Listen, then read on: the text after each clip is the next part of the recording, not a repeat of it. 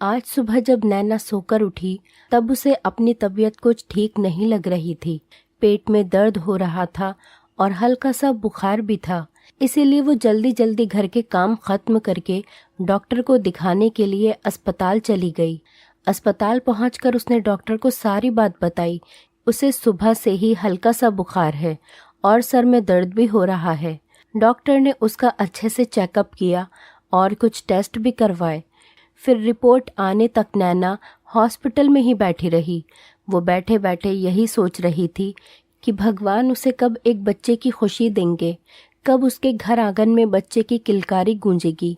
और यही सब सोचते सोचते उसकी बेचैनी बढ़ने लगी। उसे घबराहट होने लगी कि तभी डॉक्टर ने नैना को अपने केबिन में बुलाया और उसे बताया कि वो माँ बनने वाली है। नैना की खुशी का तो ठिकाना ही नहीं था।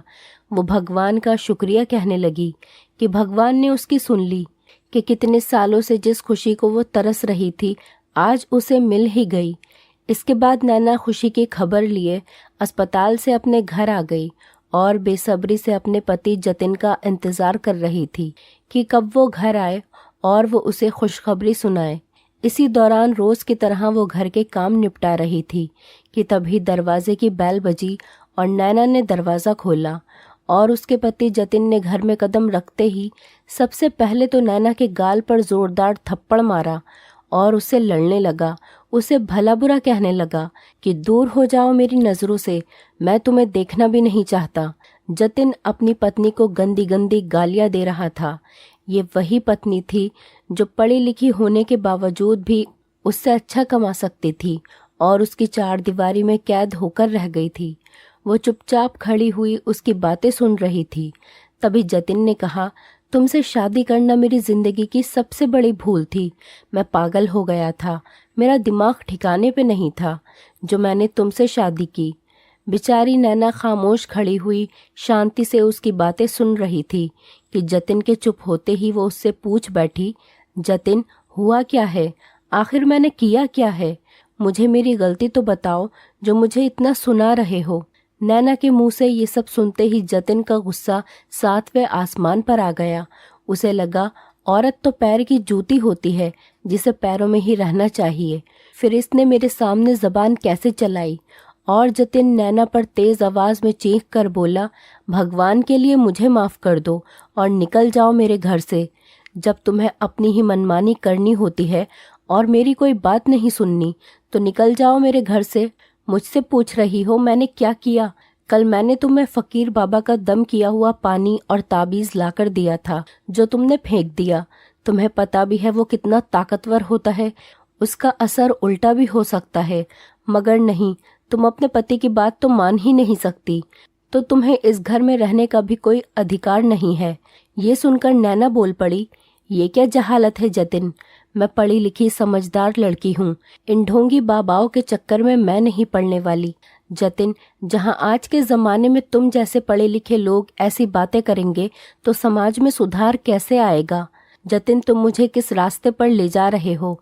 पति का कर्म होता है अपनी पत्नी को सीधी राह दिखाना, और तुम ही मुझे गुमराह कर रहे हो।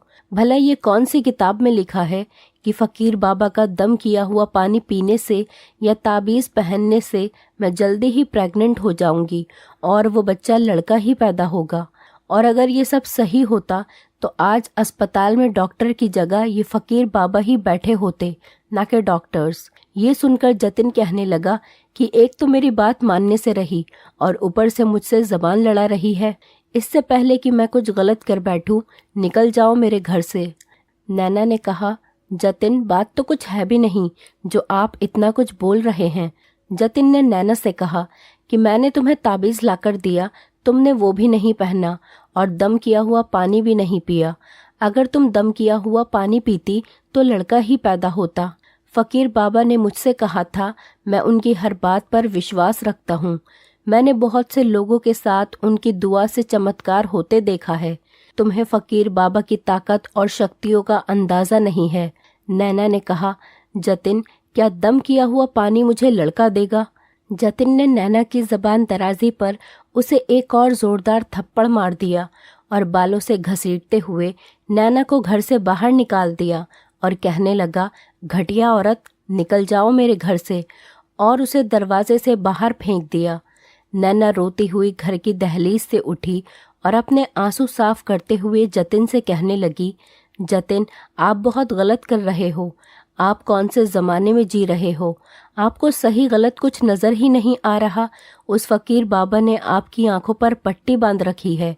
नैना रोते बिलखते हुए जतिन से बार बार यही कह रही थी कि क्यों कर रहे हो ऐसा मेरे साथ?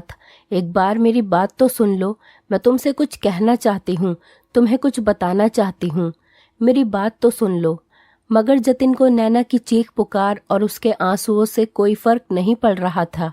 नैना रोते हुए कहने लगी, मुझे किसी पीर फकीर के पास नहीं जाना। जतिन की मारपीट करने की वजह से सारा मोहल्ला इकट्ठा हो चुका था। नैना रो रही थी। जतिन, देखो, मैं तुमसे कुछ कहना चाहती हूँ, मेरी बात तो सुन लो। जतिन ने पीर साहब को फ़ोन किया। फ़कीर बाबा, मेरी पत्नी ने वो दम किया हुआ पानी फेंक दिया है। मैं आपसे इसकी माफ़ी चाहता हूँ कि मेरी बेवकूफ़ पत्नी की वजह से आपको दोबारा कष्ट उठाना पड़ेगा। फ़कीर बाबा ने जतिन से कहा कि बेटा, उसने बहुत गलत किया है। तुम उसे मेरे पास लेकर आओ, मैं उसके लिए मंत्र जाप करूँगा, जिससे कि उसका असर उल्टा न पड़े और तुम्हारे घर में कोई अनहोनी ना हो। तुम्हें कल ही उसे मेरे पास लाना होगा। जतिन ने बाबा की बात सुनकर फ़ोन रख दिया और जतिन नैना से कहने लगा, नैना, तुम्हें मेरे साथ फ़कीर बाबा के पास जाना पड़ेगा। नैना ने कहा, जतिन देखो, यह हमारे घर का मामला है, इसमें हमें किसी अजनबी को नहीं डालना चाहिए। जतिन, पति पत्नी का रिश्ता विश्वास पर टिका होता है, इसमें किसी तीसरे की कोई जगह नहीं होती, और अगर कोई तीसरा आ जाता है तो रिश्ता ही नहीं बचता। जतिन ने गुस्से से कहा, वो अजनबी नहीं है, मेरे पीर फ़कीर बाबा हैं। नैना ने कहा, जतिन, मुझे किसी पीर फ़कीर बाबा के पास नहीं जाना। ये सुनते ही जतिन ने गालियाँ देना शुरू कर दिया। बात बढ़ते बढ़ते तलाक तक आ पहुंची। जब नैना ने बताया कि अब उसे किसी भी फ़कीर बाबा के पास जाने की ज़रूरत नहीं है, उसकी सुबह से ही तबीयत ठीक नहीं थी, इसीलिए वो चेकअप कराने अस्पताल गई थी, तो डॉक्टर ने बताया कि वो माँ बनने वाली है। तो ये सुनकर जतिन ने खुश होने के बजाय नैना पर ही इल्ज़ाम लगा दिया कि उसके पेट में पलने वाला बच्चा मेरा नहीं है। झगड़ा बहुत बढ़ गया। गुस्से में जतिन ने नैना के पेट पर लात मार दी, उसे घर से निकाल दिया और उसे तलाक भी दे दी। जतिन कितना बदनसीब था। आज खुशियां सामने से चलकर उसके घर आई थी, मगर उसने ढोंगी फ़कीर बाबाओं के चक्कर में दरवाजे से ही लौटा दिया। नैना रोती हुई धोखेबाज पत्नी और तलाक का धब्बा माथे पर सजाई किस्मत पर रोती हुई अपने मायके चली गई। जतिन अकड़कर उसे माँ बहन की गालियां दे रहा था, न जाने क्या क्या कह रहा था कि घटिया औरत, पति की इज्जत करनी नहीं आती, ऐसी औरतों को तो जान से मार देना चाहिए, ये इसी लायक होती हैं। जैसे ही ये खबर जतिन के माता पिता को पता चली, वो अगली सुबह ही जतिन के पास आ गए। क्योंकि जतिन अपने माँ बाप से अलग रहता था, उसका मिजाज अपने माँ बाप भाई बहन से मेल नहीं खाता था, इसीलिए शादी के फौरन बाद ही वो अपनी पत्नी को लेकर अलग हो गया। जब इस बात की खबर हुई तो उन्होंने आकर बेटे को समझाया कि तुमने बहू के साथ बहुत गलत किया है, तुम्हें ऐसा नहीं करना चाहिए था। तुम्हें एक बार अपनी बहन के बारे में भी तो सोचना चाहिए था कि वो भी तो किसी के घर की बहू है। कल को कोई अगर उसके ससुराल में भी उसके साथ ऐसा रवैया करेगा तो क्या तुम बर्दाश्त कर पाओगे? इस पर जतिन अपनी माँ से कहने लगा कि आप लोगों को नहीं पता, वो खुद को पता नहीं क्या समझती थी, मेरी कोई बात नहीं मानती थी, और मैं इस बारे में अब और कुछ नहीं सुनना चाहता। अब बस मैं और नहीं रह सकता उस औरत के साथ। नैना जब घर पहुंची तो उसकी हालत बहुत ख़राब थी। उसके घर वाले उसे हॉस्पिटल ले गए।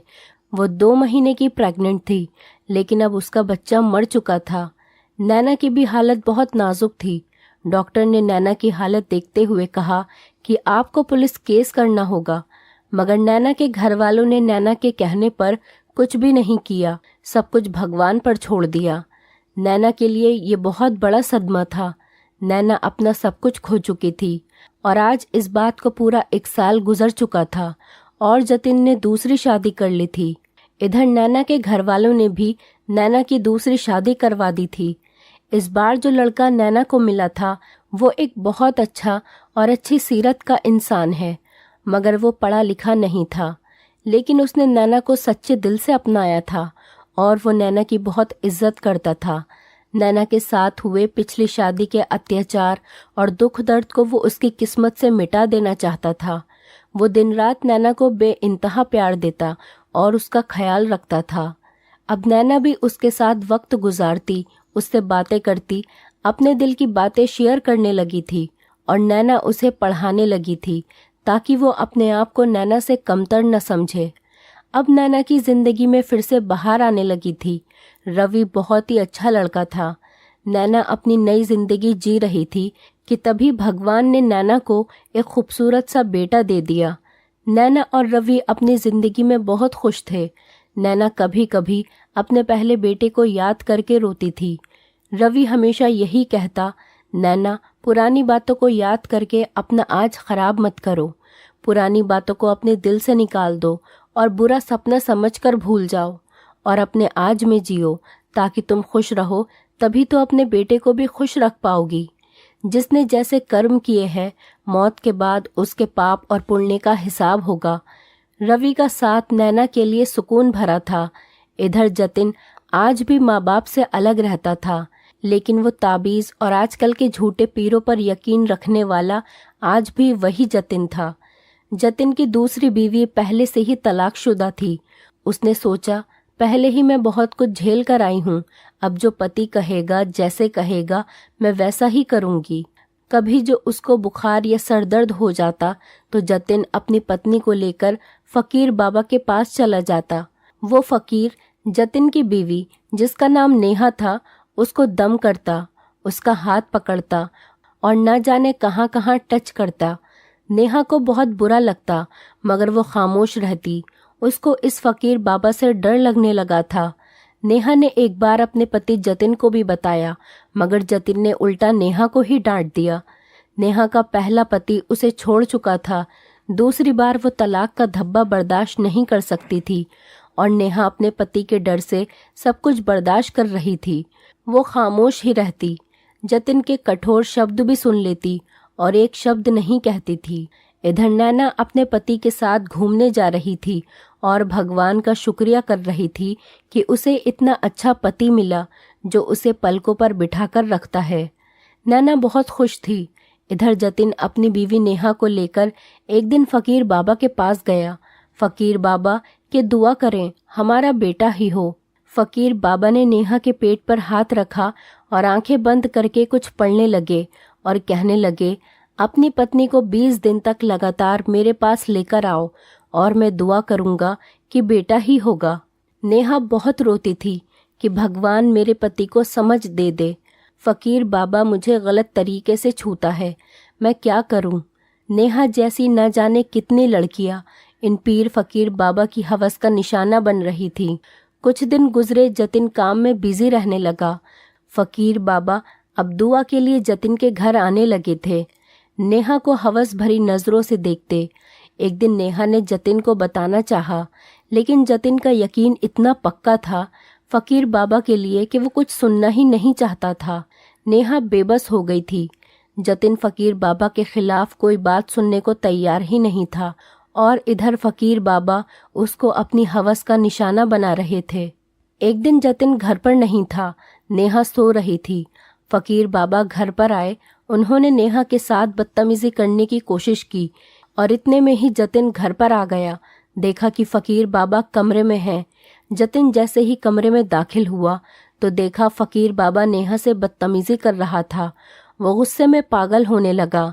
फकीर बाबा को थप्पड़ मारा, गालियां दी। नेहा बहुत डर गई थी। जतिन ने कुल्हाड़ी उठाकर नेहा के सर पर मार दी और कहने लगा, बेशरम औरत, मेरे पीछे ये सब काम कर रही है।